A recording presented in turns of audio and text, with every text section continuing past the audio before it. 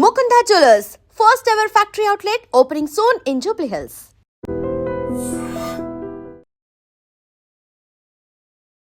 మనతో పాటున్నారు రాజకీయ విశ్లేషకులు రాజయ్య యాదవ్ గారు. ఈరోజు ఏం నడుస్తుందో మనకు తెలుసు కదా, జనరల్ సబ్జెక్టే కావచ్చు, కొన్ని టైమ్స్ వెరీ వెరీ ఇంపార్టెంట్. అంటే వాళ్ళు ఎన్నో చూసుంటారు కాబట్టి వాళ్ళ అనుభవంతో చెప్తారు కొన్ని విషయాలు. సరే, నచ్చిన వాళ్ళకు నచ్చుతుంది, లేకుంటే లేదు. కానీ డెఫినెట్లీ సార్తోని ఈ విషయం మాట్లాడదాం అనుకుంటా. మనకు తెలుసు కదా, శివాజీ వర్సెస్ అనసూయ, ఇది కాస్త ఇప్పుడు నా అన్వేషణ ఎంటర్ అయిన తర్వాత ఎంత ఘోరంగా అయిపోయింది అని అంటే, వామ్మో అసలు సెల్ ఫోన్ ఓపెన్ చేయాలంటేనే దరిద్రం నా నాయన అన్న టైప్లో అయిపోయింది.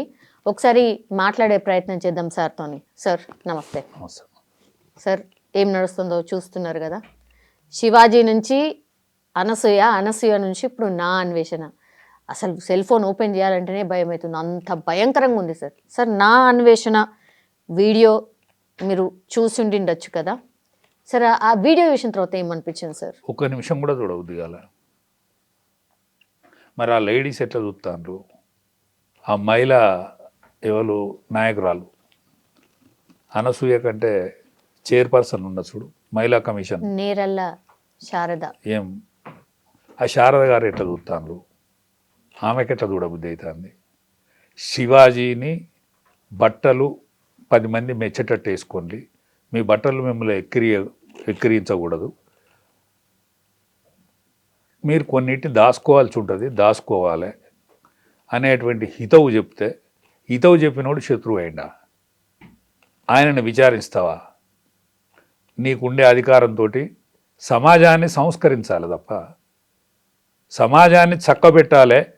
ఒకవేళ నా ఏమైనా పొరపాటు ఉంటే నేను దిద్దుకుంటా, నాదేమైనా పొరపాటు అయితే క్షమించండి అని చెప్పిన శివాజీని విచారిస్తావా ఏకపక్షం? నీకుండే అధికారం గదేనా? నువ్వు ఒక స్త్రీమూర్తివే కదా, నీకు చెల్లె, తోడు, నీడ, నీకు బిడ్డ, వీళ్ళందరూ ఉంటారు కదా, నీకు అన్న, తమ్ముడు, వీళ్ళందరూ ఉంటారు కదా. వీళ్ళు విచ్చలవిడిగా ఉంటే మీరు మెస్తారా? వీళ్ళు విచ్చలవిడితనాన్ని మీరు అసహించుకోరా? ఆహ్వానిస్తారా? సంతోషపడతారా? ఆ విషయ సంస్కృతి మన భారతదేశం లాంటి గొప్ప దేశంలో రావచ్చునా? రాముడు, కృష్ణుడు పుట్టిన దేశం ఇది. గౌతమ బుద్ధుడు లాంటి శాంతిమూర్తి పుట్టిన దేశం ఇది. ఇటువంటి దేశంలో అటువంటి కుసంస్కారం ప్రవేశపెట్టనిస్తామా? ఆ పుచ్చకాయను, ఆ దోసకాయను చూపెట్టే విధానం గదేనా? వానికి తల్లి లేదా? చెల్లి లేదా? వాడు తల్లి గర్భం నుంచి పుట్టలేదా? దాన్ని అమ్ముకొని బతికెందుకు? పైసల కోసమా? పైసల కోసం బతికేందుకు ఉంటానా? ఆ బతుకు ఏమక్కరకత్తది? నోట్ల కానికి చూస్తారు రేపటి సమాజం. అసలు సెల్లును చూసేటట్టు ఉన్నదా? భార్యాభర్తలు కానీ చూసేటట్లేదు, అన్నాదమ్ములు చూసేటట్లేదు, అక్కాజేళ్ళలు చూసేటట్లేదు. నేను మా కార్లో వస్తా అంటే మా డ్రైవర్ దిగితే చాలు వాడు సెల్ పట్టుకొని వాడిపోతాడు. అంటే సోషల్ మీడియా ఈ ప్రపంచానికి ఎంతైతే వార్త అందిస్తుందో ఇది కరెక్ట్గా దిద్దుకోండి.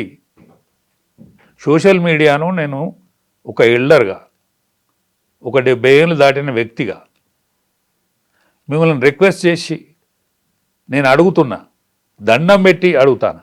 కానీ ఇది తప్పయ్యా. సమాజాన్ని మీరు 4 బతుకుల కోసం, ఇటువంటి బతుకు కోసం బతుకుతేంది, చచ్చిపోతేంది? బుచ్చం ఆడుకోండి తంతెల కాడ కూర్చొని. దీనికంటే తంతెల కాడ కూర్చుండి బుచ్చం ఆడుకోండి మంచిది. ఇటువంటి బతుకు ఏం చేస్తుంది? మిమ్మల్ని ఏం చేయనిస్తుంది? ఈ సమాజంలో ముఖం పెట్టుకొని ఎట్ట తిరుగుతారు మీరు? కోర్టు సంపాదిస్తాను కావచ్చు మీరు, సమాజం చెడిపోయి కదా మీకు పైసలు ఇచ్చేది. సమాజం చెడిపోతుంది కదా. అందులో మీ చెల్లి ఉంటుంది, అందులో మీ తమ్ముడు ఉంటాడు, అందులో నీ బిడ్డ ఉంటుంది, అందులో నీ కొడుకు ఉంటాడు. వీళ్ళందరూ కూడా సమాజం నువ్వు చెడగొడతా అంటే వాళ్ళు చెడిపోయేదంటే వాళ్ళ పాత్ర కూడా ఉంటుంది కదా. ఎన్నాళ్ళు ఇది కాపాడుకుంటారు? ఇప్పుడు ఆమె బహిరంగంగా తిరుగుతానని ఒక లేడీ చెప్తుందా? మీ స్వాతంత్రాన్ని హరిస్తారని ఇంకోళ్ళు చెప్తారా? అంటే బట్టలు వేసుకోకపోవడు ఇది సంస్కృతే? చెట్టు కింద మేము తప్పు చేసినా కూడా మా చిన్ననాడు చెట్టు కింద కూడా భార్య ఒకవేళ పొరపాటు చేస్తే క్షమించు అంటే ఎంతో ఔదార్యంతో ఏడ్చుకుంటూ క్షమించినటువంటి భర్తలున్నారు. పొరపాటు చేస్తే కాళ్ళు పట్టుకుంటే ఇంటికి తీసుకుపోయిన భర్తలున్నారు. సమాజంలో భర్త తప్పు చేస్తే దిద్దుకున్న భార్యలున్నారు. ఇటువంటి సంస్కృతి కదా మనది, ఈనాటి నుంచి కాదు కదా. దేవేంద్రుడి కాలంలో ఆల్య దేవేంద్రుడు ఋషికుమారుని వేషంలో ఋషి, అదే తపస్సు చేసుకునే ఋషి, ఆమె భర్త రూపంలో వచ్చి ఆమెను చెడగొడితే శ్రీరామచంద్రుడు కదా ఆల్య రూపంలో ఉన్నటువంటి మన బండర రూపంలో ఉన్నటువంటి శ్రీరామచంద్రుడు విముక్తి కల్పిస్తావు కదా ఆల్యకు. ఇటువంటి సంస్కృతి కలిగిన దేశం కదా ఈ దేశంలో పుట్టి మీరు ఇటువంటి పనులు చేయొచ్చున, మగవాళ్ళు కానీ ఆడవాళ్ళు కానీ. ఇది ఎంత మట్టుకు రేవంత్ రెడ్డి గారు నియమించిండు కదా మహిళా కమిషన్ చైర్మన్గా. రేవంత్ రెడ్డి గారు మీరు ఇవన్నీ చూడరా? మీరు గొప్ప మనస్తత్వంతో ఇవాళ కేసీఆర్ను ఒక పెద్ద మనిషిగా, తెలంగాణ తెచ్చిన వ్యక్తిగా, ఒక సీనియర్ రాజకీయ నాయకునిగా, ఒక ముఖ్యమంత్రిగా పోయి మీరు 2 చేతులు జోడించి దండం పెట్టినరే. అటువంటి గౌరవం మీ మహిళ మనీ ఎవరైతే ఉన్నారో ఆమెకు చెప్పరా? మీ చెల్లె, తల్లి, మీ వాళ్ళందరూ ఉన్నారు కదా, వాళ్ళందరూ చూడొచ్చునా ఇవన్నీ? ఇంత గౌరవం సంపాదించుకున్న ముఖ్యమంత్రి ఇది ఎందుకు బంద్ చేయడు? ఏమన్నా నష్టమా? తలుచుకుంటే బంద్ చేయొచ్చా? ఎంత వెళ్ళాం ఆమె చైర్పర్సన్గా ఉండదు, ఏమున్నది, ఆమె దిద్దుకుంటుంది. ఆమెను పిలిచి చూపెట్టాలి. నువ్వు వీడియోలు చూపెట్టు. ఇవన్నీ సరేనా అమ్మ? మరి ఈ శివాజీనో నువ్వు విచారిస్తావు, వీళ్ళందరినీ ఎందుకు విచారించవు అని అడగచ్చు కదా. సమాజాన్ని దిద్దే అటువంటి అవకాశం నీకు ఏర్పడ్డది కదా. ఇప్పుడు నువ్వు తెలంగాణకు మరొక ముఖ్యమంత్రి అయినావు కేసీఆర్ తర్వాత, నువ్వు దిద్దాలి కదా ఇవన్నీ. ఇప్పుడు నువ్వు ఏదైతే కపట నాటకం ఆడతానో, ఎవరు శత్రువు? నీకు హరీష్ రావు శత్రువు, కేటీఆర్ కానీ హరీష్ రావు శత్రువు. హరీష్ రావుకు, కేటీఆర్కి కానీ, కవితకు కానీ, రేవంత్ రెడ్డికి కానీ, ఈ ముగ్గురికి కామన్ శత్రువు హరీష్ రావు. కామన్ శత్రువు హరీష్ రావు. హరీష్ రావుకే టీఆర్ఎస్ పేరు వినగానే, అది బీఆర్ఎస్ పేరు వినగానే కొద్దో గొప్ప పలుకుబడి ఉన్నది హరీష్ రావు మాత్రమే. ఆ హరీష్ రావును సుంచుక తింటే మిగిలేది వీళ్ళకు శూన్యమే. కానీ ఒక రేవంత్ రెడ్డికే సొమ్ము అవుతుంది అది. ఇప్పుడు అంతర్గత కలహాలతో బీజేపీ, అంతర్గత కలహాలతో బీజేపీ, శీలం కోల్పోయిన పార్టీగా టీఆర్ఎస్, అది బీఆర్ఎస్. ఇప్పుడు కేసీఆర్ ఏ స్థితిలో ఉన్నాడు? ఇవాళ అనంగా ఆయన 2 ఏళ్లకు మొన్న పార్టీ సభకు వచ్చిండు, ఇవాళ శాసన మండలికి వచ్చి బాగానే కనిపించిండు సార్. మొన్న మాట్లాడినప్పుడు కూడా మంచినే గట్టిగానే మాట్లాడిండు. ఇక వస్తున్నా అని చెప్పిండు, తోలు తీస్తా అన్నాడు. తోలు తీసుడు కాదమ్మా, తోలు తీసుడు ఇవన్నీ తోలు తీసేము. ఈ ముచ్చట్లు మాటలు ఎతిప్రాసాలు కలిసినందుకు ఎక్కడికత్తా కానీ తోలు తీస్తావా? ఏమని తోలు తీస్తావు? 1,00,000 నాగన్లు కట్టి రామోజీ ఫిల్మ్ సిటీని దుందనన్నావు, దున్నినావా? ఏం తీసుకున్నావు? ఎందుకు దున్నలే? ఎందుకు ఆగినావు? ఆంధ్రలో చెప్పా పెట్టకుండా వెళ్ళగొడతానన్నావు, వెళ్ళగొట్టినావా? వెళ్ళిపోయినలా? ఇవన్నీ అక్కడికత్తాయి, మందిని రెచ్చగొట్టేందుకు అక్కడికొచ్చే ముచ్చట్లు. ఆనాడు నీ కనకడపు మోగినట్టు మోగేది నీ కంఠం, నీ కంచు కంఠం మోగినట్టు మోగేది. ఆ కంఠం ఏమైంది? ఇలా 7 గోళ్ళ లోతు బాయిల ఉన్నట్టుగా వచ్చింది నీ గొంతు. ఇంకా నువ్వు మంచం ఎక్కి పిల్లలా కానీ సంసారం చేసి మళ్ళీ ఈ రాజ్యాధికారాన్ని టీఆర్ఎస్కి పట్టుకొస్తావా, బీఆర్ఎస్కి పట్టుకొస్తావా? నీకు ఇప్పటికైనా గౌరవమైన ముగింపు కావాలనుకుంటే బీఆర్ఎస్ పార్టీని కేసీఆర్ గారు, మీరు, కవితమ్మ, కేటీఆర్, మీరు ముగ్గురు కలిసి బీఆర్ఎస్లో అడ్జస్ట్ కాని.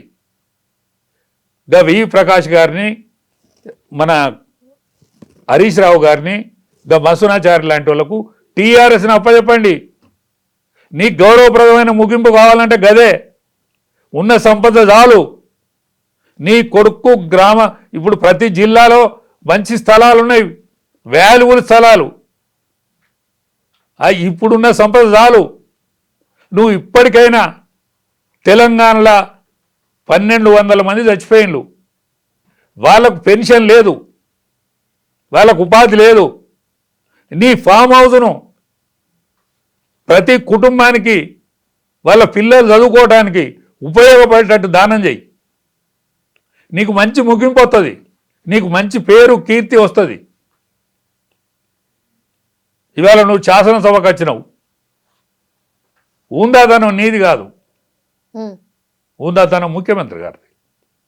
అందరికంటే చలామణి ముఖ్యమంత్రిగా కనిపిస్తాను నాకు. నేను ఆయనను కూడా విమర్శించేటప్పుడు, కానీ చలామణి ముఖ్యమంత్రి ఎట్లా? ఆయన పార్టీ కాదు, కాంగ్రెస్ పార్టీ కాదు, అయినా ముఖ్యమంత్రి అయిండు. నేను 150 రూపాయలతో నచ్చినని నిజాయితీగా చెప్పుకున్నాడు. నేను రియల్ ఎస్టేట్ వ్యాపారం చేసినని చెప్పుకున్నాడు. నేను ఢిల్లీని తిప్పుకున్నా అని చెప్పిండు. వాళ్ళు అక్కర్లేదు తీర్చినా అని చెప్పిండు. ముఖ్యమంత్రి కాగలిగిండు. అన్నో కానీ నువ్వు ముఖ్యమంత్రి కావద్దని తెలంగాణ ప్రజానికం కోరుకుంటే నువ్వు పోయి ఫామ్ హౌస్లు ఉన్నావు. ఆయన ముఖ్యమంత్రి అయిండు. ఇవాళ రాజకీయం క్రీడ ఆడినట్టు ఆడుతుంది ఆయన ఆట. ఇవాళ బీజేపీ అంతర్గత కలహాలతో సతమతమవుతుంది, నీ కుటుంబం అంతర్గత కలహాలతో సతమతమవుతుంది. ఖచ్చితంగా బీజేపీలో ఉన్న నాయకత్వం కానీ టీఆర్ఎస్లో ఉన్న నాయకత్వం కానీ ఆలోచించకపోతే 10 సంవత్సరాలు రేవంత్ రెడ్డి ముఖ్యమంత్రి అవుతాడు. కానీ మీరు అంటున్నట్టుగా మరి అంత భయంకరమైన పరిస్థితి లేదు సార్ బీఆర్ఎస్ది. ఇప్పుడు కేసీఆర్ బయటకు వచ్చిన తర్వాత ఎంత ఉత్సాహం. మేము యాక్చువల్లీ ఆ రోజు పోయినాం టీఆర్ఎస్ భవన్కి. పోతే అసలు ఎంత బాగా రిసీవ్ చేసుకున్నారు. అక్కడ ఉన్నటువంటి వెదర్ పూర్తిగా మారిపోయింది. కార్యకర్తల ఉత్సాహం కనిపించింది. మళ్ళీ ఇప్పుడు రా అన్నావు కదా, ఇగో చూడు అసెంబ్లీకి కూడా వచ్చినా అని అసెంబ్లీకి కూడా వచ్చిపోయిండు. సరే ఎంతసేపు ఉన్నాడు అనేది తర్వాత సంగతి సార్. కానీ బీఆర్ఎస్ పార్టీ కార్యకర్తలకైతే ఓ ధైర్యం వచ్చినట్టే కదా. ఇప్పుడు బీఆర్ఎస్ పార్టీలో ఉన్నోళ్ళు బీఆర్ఎస్ పార్టీ నాయకులు కాదు, మరి బీఆర్ఎస్కు వ్యతిరేకంగా బీఆర్ఎస్ను దెబ్బలు కొట్టిన వాళ్ళు టీఆర్ఎస్ నాయకులను ఆనాడు దెబ్బలు కొట్టిన వాళ్ళు నిలబడి ఉన్నారు. తలసాని శ్రీనివాస్ యాదవ్ ఎవరు? దెబ్బలు కొట్టినోడు, దెబ్బలు కొడితే తరివినోడు మెదకుల మమ్మల. ఇవాళ నీ ఎంబడి ఉన్న నాయకత్వం అంతా కూడా గటువంటి సరుకే. ఒక మసూనచారి లాంటి వాడు తప్ప మిగతా వాళ్ళంతా ఎవరున్నారు నీ దగ్గర? సబితా ఇంద్రారెడ్డి ఎవరు సబితా ఇంద్రారెడ్డి? అటువంటి నాయకత్వం ఎంతమంది? దయాకర్రావు ఎవరు? ఇవాళ నీ కూర్చొని లేవని హుజరాబాద్ ఎమ్మెల్యే ఎవరు? మమ్మల్ని మానుకోట్ల తరిమి కొట్టిండమ్మా రాళ్లతోటి. గటువంటి నాయకుడే కదా. నీ కొడుకు లేవలే ఇవాళ సభల. అది పెద్ద చర్చకు హుజరాబాద్ సార్. ఎందుకంటే పాడి కౌశిక్ రెడ్డి అట్లాగే కేటీఆర్ గారు ఇద్దరు పక్కపక్కన కూర్చున్నారు. అందరు ఎమ్మెల్యేలు వచ్చి లేచి నిల్చున్నారు. ఆయన కాంగ్రెస్ పార్టీ వాళ్ళు నిలబడ్డరు, టీఆర్ఎస్ వాళ్ళు నిలబడ్డరు. మీ ఇద్దరికి ఇష్టం లేదు అంటే మిమ్మల్ని గౌరవిస్తే ఇష్టమా మరి? కేటీఆర్ను రాజాదిరాజా రాజమార్తాండ జయీ భవ విజయీ భవ అని పూడాలనా? ఎంత సిగ్గు! మీ తండ్రిని ఇవాళ రేవంత్ రెడ్డి గౌరవించిన గౌరవం, ఆయనే గౌరవం పెరిగింది ఇవాళ సభల. మీ తండ్రి ఎందుకు వచ్చిండో ఎందుకు పోయిండో ఆయనకు తెలియదు. సిద్ధరని అద్దంకి పంపాలంటే పోయిండట వచ్చిండట. ఎందుకు పోయినవరా అంటే మీరు అనుకుంటా అంటే అమ్మ నేను పోయినా వచ్చిన. ఇప్పటికైనా కేసీఆర్ గారు ఇంకా వారం రోజులు నడుతుంది శాసనసభ. మీ అనుభవం, తెలంగాణ ప్రజానీకం పడే గోస, ఏదైనా ఇబ్బంది, ఇవన్నీ మాట్లాడండి. ఒకరోజు టైం తీసుకో, కనీసం ధైర్యం తెచ్చుకో, విశ్రాంతి తీసుకో. ఒక్కరోజైనా మాట్లాడు. మీ మాట అంటే గౌరవం ఉంటుంది ప్రజానీకానికి. తెలంగాణలో ప్రజానీకంకి ఏ లోసుకు జరుగుతుందో మీకు తెలుసు. ఇవన్నీ మాట్లాడండి. నీ కొడుకు అహంకారపూరితమైన మాట మాట్లాడతాడు. హరీష్ రావు అతికినట్టే మాట్లాడతాడు, కానీ ఆయన అతికినట్లేదు, అతకనిచ్చేటట్లేరు మీ పార్టీ కానీ మీడియా కానీ మిగతాది కానీ. కాబట్టి మీ గౌరవాన్ని మీరు కాపాడుకోవాల్సిందిగా నా విజ్ఞప్తి. పోతే శివాజీని ఎట్లయితే విచారించిందో అట్లనే మిగతా ప్రజానీకాన్ని కూడా విచారించాలి. రేవంత్ రెడ్డి గారు మీరు మహిళ, ఆమె ఎవరా తల్లి, ఆమె పేరేంది, నేరెళ్ళ శారద గారు ఏదైతే మాట్లాడిందో ఆ శారద గారిని పిలుచుకొని ఒకసారి మీరు వీడియోలను చూడండి. సభ్య సమాజంలో జరిగే ఇవన్నీ విషయాలు కూడా చూసి దానికి కూడా సరైన న్యాయం చేయాలని నా విజ్ఞప్తి. కాదు సార్, అసలు టోటల్లీ నాన్ వేష్ దాంట్లో మన పురాణాల గురించి కూడా మాట్లాడిండు సార్. సీత గురించి మాట్లాడిండు, ద్రౌపది గురించి కూడా మాట్లాడిండు, వాళ్ళ మీద కూడా మానభంగాలు జరిగినాయని మాట్లాడిండు. ఎందుకు సార్ ఇంత నీచంగా ఇంత ఘోరంగా మాట్లాడాల్సిన అవసరం ఏమొచ్చింది సార్? అసలు అంటే ట్రెండింగ్ లో ఉండాలి అంటే మాట్లాడచ్చా? వారికి చెల్లి లేదా, వానికి తల్లి లేదా, వానికి చేసుకున్న భార్య లేదా? భార్య లేదు సార్. అవేదో ఒక భార్య రాలేదా? లేదు అసలు, అంటే వదిలేసి వెళ్ళిపోయింది, డైవోర్స్ అయింది. మరి గటువంటి గట్లనే మాట్లాడతారు. బరిదగించి మాట్లాడితే సమాజం వానికి మెచ్చుకొని పైసలు ఇస్తాను, నోట్ల కానకిచ్చి ఉంచిటోడు లేక. ఈ స్త్రీజాతి ఎందుకు సహిస్తుంది? ఎందుకు సహించాలి? గట్టిగానే మాట్లాడుతున్నారు సార్, గట్టిగా వేసుకుంటున్నారు ఆయనని. మరి అసలు ఇంత ఘోరమా? ఇంత అసలు ఎప్పుడో అంటే బెట్టింగ్ యాప్ దాంట్లో ఆయన మాట్లాడిన దాంట్లో మన గురించి మాట్లాడుతున్నాడు, మన గురించి పోరాటం చేస్తున్నాడు. అవును, ఇన్ఫ్లుయెన్సర్లు అందరూ కూడా ఈ బెట్టింగ్ యాప్లు, గేమింగ్ యాప్లు ప్రమోషన్ చేశారు, అప్పులైనాయి, మన గురించి మాట్లాడుతున్నారని ఖుషి అయినరు సార్. కానీ ఇది చూసిన తర్వాత ఒకటే అమ్మా, ఒక మంచి సరుకు అమ్మి గంజాయి అమ్మితే ఏమవుతుందమ్మా? ఒక మంచి సరుకు అమ్మి గంజాయి అమ్మితే ఏమవుతుంది? అదే మనిషి సేమ్ అదే మనిషి సమాజ హితవు కోసం మాట్లాడి, అదే మనిషి సమాజం చెడిపోయేటట్టుగా మాట్లాడితే ఏమవుతుంది? వాడిని నమ్ముతారు కదా, నమ్మించిన దొంగ అన్నట్టే కదా, నమ్మించిన దొంగ.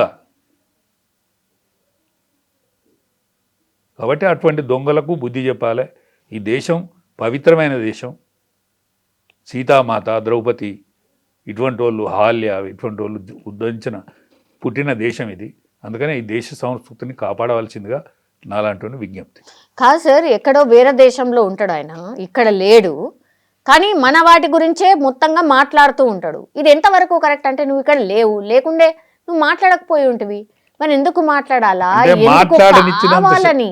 మాట్లాడిచ్చినంతసేపు సమాజం వానికి చూసినంతసేపు అట్లే మాట్లాడతారు. తప్పేం లేదు, వాళ్ళది కూడా ఏం తప్పులేదు. సమాజం దిద్దుకోవాలి, వాళ్ళని శిక్షించాలి. చట్టం చేతిలో కనుక ఉంటే శిక్షించాలి. నేను భారత ప్రధానమంత్రికి కూడా విజ్ఞప్తి చేస్తాను, అమిత్ షా గారు, హోమ్ మినిస్టర్ గారికి కూడా విజ్ఞప్తి చేస్తాను. ఈ విష సంస్కృతి ఏదైతే ఉన్నదో ఇది యువతరాన్ని నాశనం చేస్తుంది. కాబట్టి ఈ విష సంస్కృతిని మీరు టెర్రరిస్ట్గా భావించాలి. ఇప్పుడు ఆల్ ఇండియాలో టెర్రరిస్టులను మీరు ఎంత జాగ్రత్తగా చూస్తానో, టెర్రరిజాన్ని అంతమొందించేందుకు మీరు ఎంత అయితే కృషి చేస్తానో, ఇటువంటి వాళ్ళు కూడా సమాజను నాశనం చేసే టెర్రరిస్టులు. కాబట్టి వీని టెర్రరిస్ట్ లిస్టులో తీసుకొని వాడిని బంధించి తీసుకురావాలి ఎక్కడున్నా. ఇది అసలైన నిజం. ఇలా బీజేపీలో ఉన్న పార్లమెంట్ మెంబర్లకు నేను విజ్ఞప్తి చేస్తానా, మీరు ఒకసారి చూడండి ఇటువంటి విషయాన్ని. మీరు అమిత్ షా దృష్టికి తీసుకోపోండి. మీరు రోడ్లు ప్రాజెక్టులు ఎంత ముఖ్యమో సమాజాన్ని నాశనం చేసేటువంటి ఇటువంటి వ్యక్తులు కూడా అంతే ముఖ్యం. కాబట్టి వీళ్ళు దేశ హితాన్ని కోరతలేరు, సమాజ హితాన్ని కోరతలేరు, సంస్కృతిని కాపాడేటువంటి పరిస్థితులలో ఇటువంటి విధవలు లేరు. కాబట్టి మీరు ఇక్కడున్న పార్లమెంట్ మెంబర్లు, తెలంగాణలో ఉన్న ముఖ్యమైన పార్లమెంట్ మెంబర్లు, మీరందరూ కూడా అమిత్ షా దృష్టికి తీసుకుపోయి ఇటువంటి విధవను అరెస్ట్ చేసే స్థితిలో చూడాలని నా విజ్ఞప్తి. ఎస్ సార్, చూద్దాం సార్ మరి ఏం చేస్తారు, నిజంగా ఆ టైప్ ఆఫ్ స్టెప్స్ తీసుకుంటారా లేదో చూద్దాం సార్.